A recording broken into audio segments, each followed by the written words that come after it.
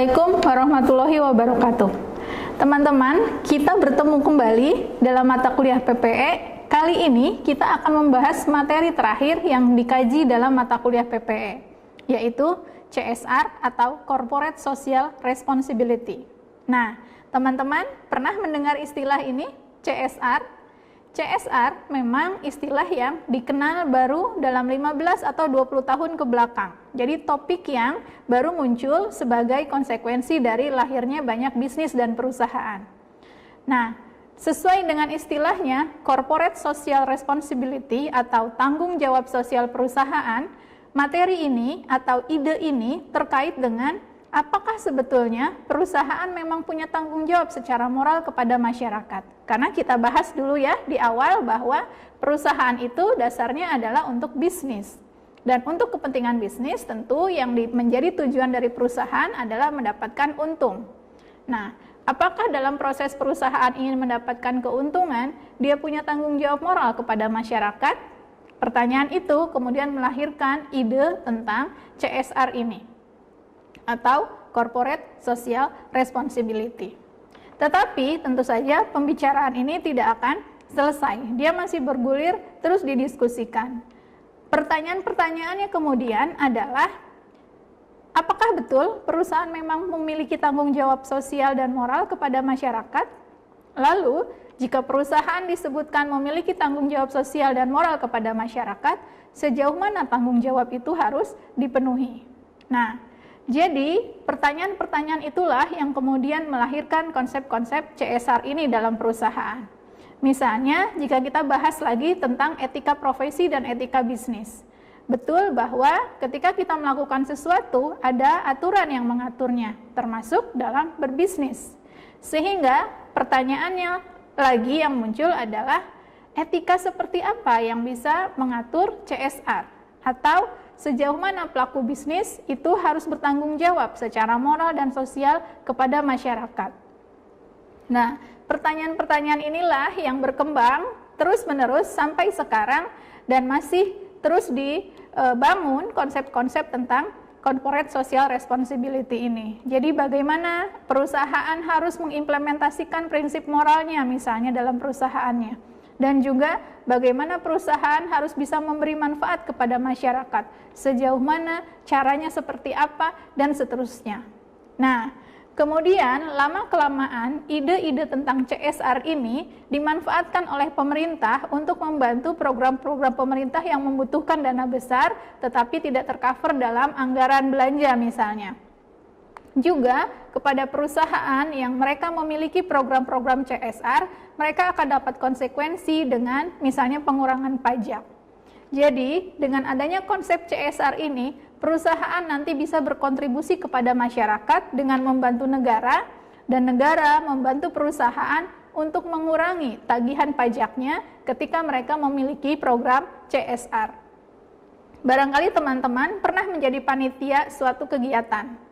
Nah, pada saat merencanakan anggaran, biasanya teman-teman mencantumkan sponsorship dari perusahaan.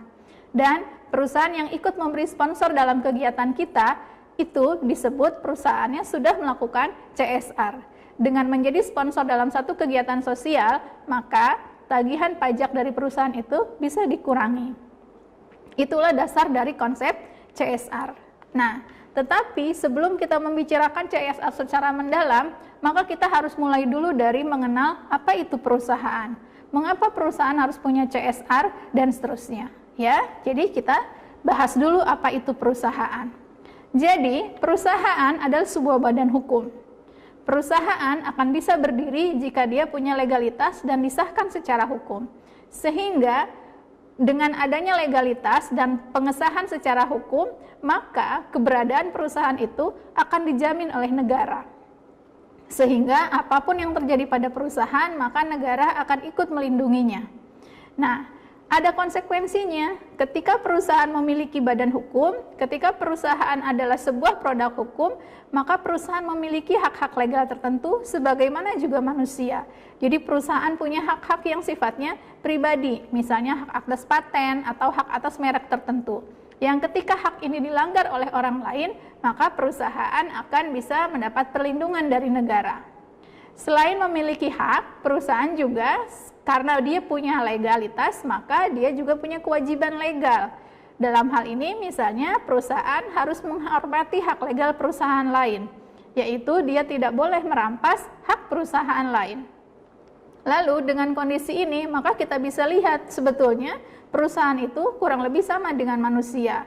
Dia punya hak, dia punya kewajiban, dan dia dilindungi oleh negara. Ketika perusahaan sebagaimana manusia ini mengikuti etika, taat kepada aturan, maka keberadaan perusahaan ini akan dijamin. Nah, karena perusahaan berbadan hukum inilah, karena perusahaan dilindungi oleh negara inilah, maka perusahaan dituntut untuk memiliki tanggung jawab sosial.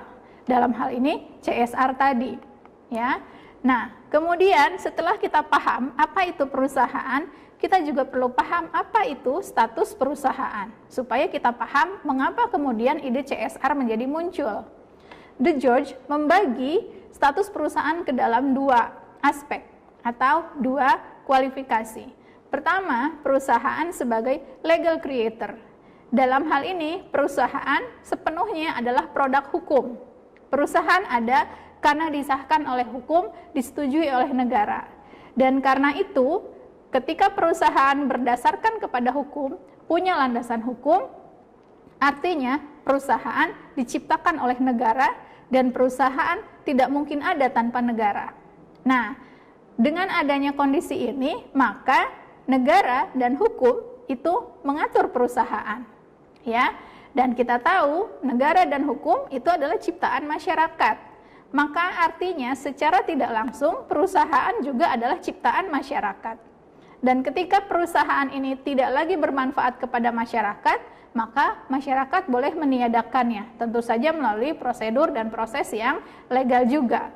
Sehingga dengan status perusahaan yang legal creator, perusahaan itu terikat kepada hukum dan punya tanggung jawab secara moral dan juga hak kepada negara.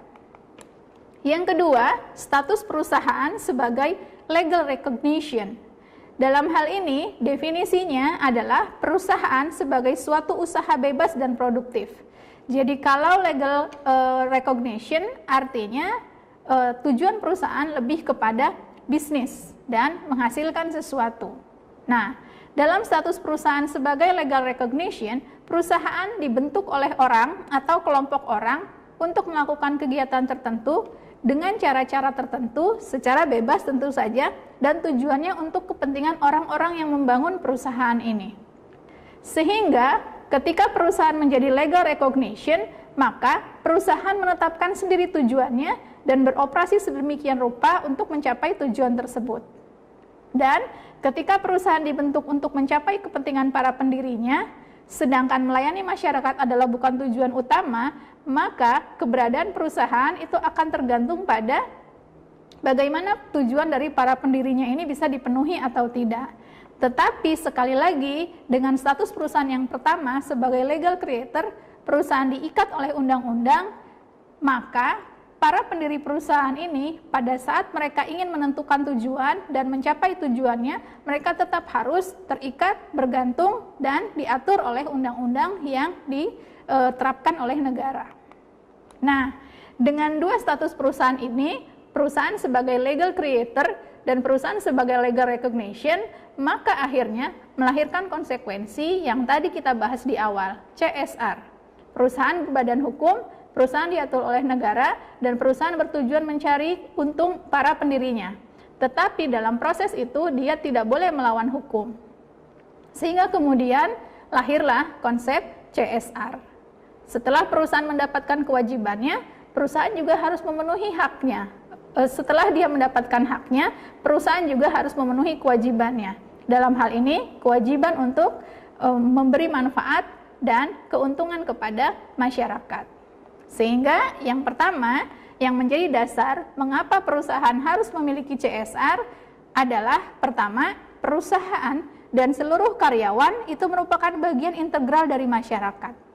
Ya, karena dibangun di masyarakat, dibangun oleh masyarakat, maka perusahaan dan karyawan itu menjadi bagian dari seluruh masyarakat. Dengan kondisi ini, maka setiap orang, setiap perusahaan, dia wajib punya kontribusi.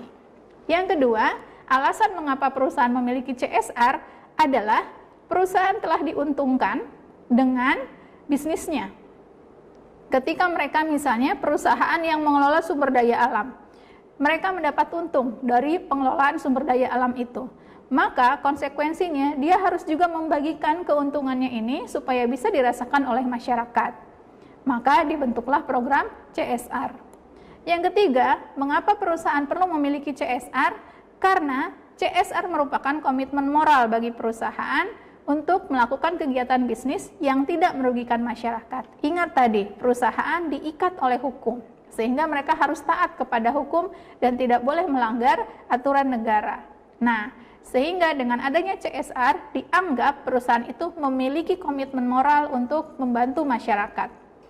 Dan yang keempat, mengapa perusahaan harus memiliki CSR? Karena dengan adanya CSR, perusahaan bisa menjalin hubungan sosial dengan masyarakatnya. Ketika perusahaan dirasakan manfaatnya, memberi kontribusi kepada kehidupan masyarakat, dengan demikian keberadaan perusahaan ini akan diterima oleh masyarakat. Dan diharapkan usia perusahaan ini akan terus maju, berkembang, dan terus memberi manfaat kepada masyarakat. Nah, tetapi teman-teman, selalu dalam kehidupan kita itu akan ada pro dan kontra. Ada yang setuju dan ada yang tidak setuju. Demikian juga dalam konsep CSR. Tidak semua perusahaan, tidak semua pihak mendukung adanya CSR. Dalam hal ini kita akan bahas siapa saja atau apa saja alasan yang mendukung dan menolak CSR. Kita bahas yang pertama, argumen-argumen yang dikemukakan oleh mereka yang mendukung CSR. Yang pertama, CSR harus ada karena satu, kebutuhan dan harapan masyarakat semakin berubah. Jadi kita lihat, ketika misalnya dalam persaingan bisnis modern, pelaku bisnis tidak boleh hanya memusatkan perhatiannya kepada keuntungan saja. Karena ketika perusahaan berdiri, itu masyarakat punya harapan kepada perusahaan itu. Misalnya ketika perusahaan itu berdiri, tetapi dia tidak memperlakukan karyawannya dengan baik, masyarakat itu punya hak untuk misalnya melakukan boikot kepada produk-produk yang dihasilkan oleh perusahaan itu. Katakanlah seperti itu. Sehingga dengan adanya CSR, bagi mereka yang mendukung program ini menganggap bahwa CSR itu akan memaksa perusahaan untuk tidak merugikan kepada masyarakat. Jadi CSR dianggap sebagai rambu-rambu supaya suatu perusahaan tidak merugikan masyarakat. Lalu yang kedua, mereka yang mendukung adanya CSR beralasan bahwa sumber daya alam kita terbatas. Jadi perusahaan-perusahaan yang mendapatkan hak mengelola sumber daya alam, dia harus mempertanggungjawabkan dan memanfaatkan penggunaan sumber daya alam itu dengan sebaik-baiknya dan dengan bertanggung jawab. Sehingga untuk menjaga keberlangsungan usaha mereka, satu-satunya cara adalah dengan memaksa mereka memiliki CSR. Teman-teman misalnya pernah lihat ya, beberapa perusahaan air minum, beberapa perusahaan yang mengelola kayu, hutan, itu mereka melakukan satu program sosial untuk mendukung dan menjaga supaya sumber daya alam kita tetap ada dan tidak hilang, tidak habis. Jadi mungkin teman-teman juga tahu ya, ada perusahaan air, ada perusahaan tambang, mereka melakukan kegiatan untuk menjaga supaya sumber daya alam ini tidak habis. Itu adalah peran dari CSR. Lalu yang ketiga, argumen yang mendukung CSR adalah karena masyarakat berharap lingkungan sosial itu akan menjadi lebih baik. Ya, jika perusahaan menjaga sumber daya alamnya, jika perusahaan menjaga relasinya dengan karyawan, dan jika perusahaan menjaga relasinya dengan masyarakat, maka perusahaan ini akan dikatakan memiliki lingkungan sosial yang baik. Sehingga dengan adanya CSR, perusahaan dipaksa untuk menjaga hubungan sosialnya dengan masyarakat dan alam. Lalu, argumen selanjutnya, mengapa perusahaan perlu memiliki CSR? Dalam hal ini tujuannya adalah untuk melakukan perimbangan tanggung jawab dan kekuasaan. Jadi, karena dalam dunia bisnis, tidak semua bisnis dilakukan di kota besar. Bisnis juga bisa dilakukan di kota-kota kecil, bahkan di daerah-daerah yang terpencil. Sehingga dengan adanya bisnis di wilayah-wilayah tertentu, terjadi perimbangan tanggung jawab dan kekuasaan. Sehingga pusat dari kegiatan itu tidak hanya terjadi di kota besar saja. Dengan adanya perusahaan di kota kecil, dan kemudian perusahaan ini memiliki CSR, maka perusahaan telah membantu masyarakat-masyarakat yang terpencil itu juga untuk maju dan berkembang. Jadi tidak hanya yang maju itu yang di kota besar saja. Kemudian argumen yang kelima, mengapa perlu CSR? Karena bisnis itu mempunyai sumber daya yang berguna. Biasanya dalam perusahaan mereka tidak hanya memiliki sumber daya finansial, tetapi mereka juga punya sumber daya manusia yang profesional dan di antara mereka banyak orang-orang yang ahli. Nah, dengan adanya sumber daya di dalam perusahaan, terutama sumber daya manusia yang hebat-hebat, yang cerdas-cerdas, yang pintar-pintar, maka mereka bisa dimanfaatkan oleh masyarakat untuk membantu masyarakat maju dan berkembang. Dengan adanya para profesional di dalam perusahaan dan kemudian para profesional ini berkontribusi dalam CSR, maka masyarakat mendapatkan manfaat dari keberadaan sumber daya yang ada di perusahaan ini. Dan yang terakhir, argumen yang mendukung CSR mengatakan bahwa perusahaan perlu memiliki CSR supaya keberadaan perusahaan ini bersifat jangka panjang. Ketika perusahaan memiliki CSR, keuntungannya juga dirasakan oleh masyarakat banyak, maka perusahaan ini akan memiliki citra positif di dalam masyarakat. Ketika masyarakat memandang perusahaan secara positif, maka keberlangsungan, perkembangan, dan kemajuan perusahaan itu akan bersifat jangka panjang. Masyarakat pun akan menjaga agar perusahaan ini tetap ada karena mereka merasakan manfaatnya. Nah, itu teman-teman argumen dari para pendukung CSR. Sekarang kita bahas argumen mereka yang menolak CSR. Mengapa CSR tidak perlu ada dalam perusahaan? Argumen pertama adalah tadi, satu, tujuan bisnis adalah mengejar keuntungan yang sebesar-besarnya. Sehingga menurut Miko J. Friedman, yang harus jadi perhatian utama perusahaan adalah bagaimana caranya mereka mendapatkan untung yang sebesar-besarnya. Itu artinya sumber daya alam harus digunakan secara hemat dan seefisien mungkin dan tidak boleh digunakan untuk hal lain.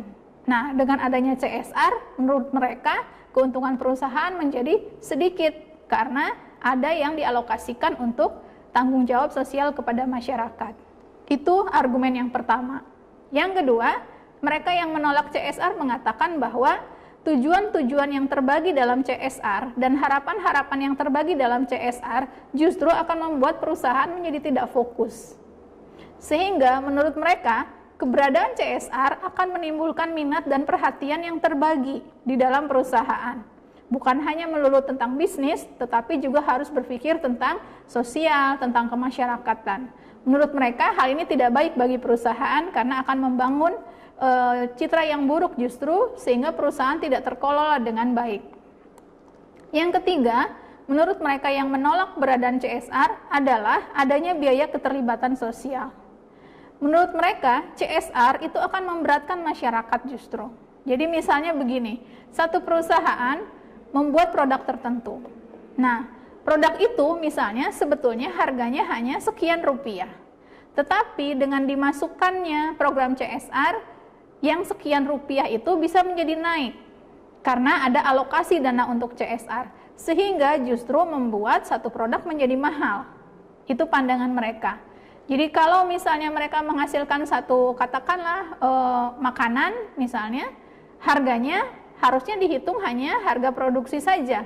Tetapi dengan adanya CSR maka akan dimasukkan harga untuk program CSR. Akhirnya nilai atau harga dari produk itu menjadi lebih mahal. Yang keempat, argumen mereka yang menolak CSR adalah karena tidak semua perusahaan memiliki tenaga-tenaga yang profesional di bidang kerja sosial. Sehingga menurut mereka, kalau ingin membuat program CSR, berarti mereka harus merekrut orang yang khusus untuk mengerjakan program itu. Artinya di sini ada inefisiensi dalam pembiayaan, penggajian, dan seterusnya. Sehingga menurut mereka, keberadaan CSR justru akan menambah biaya dan menambah sumber daya yang sebetulnya tidak terlalu penting untuk perusahaan. Nah, itu adalah argumen mereka yang menolak CSR. Silakan teman-teman pikirkan sendiri, apakah teman-teman termasuk yang mendukung atau menolak CSR.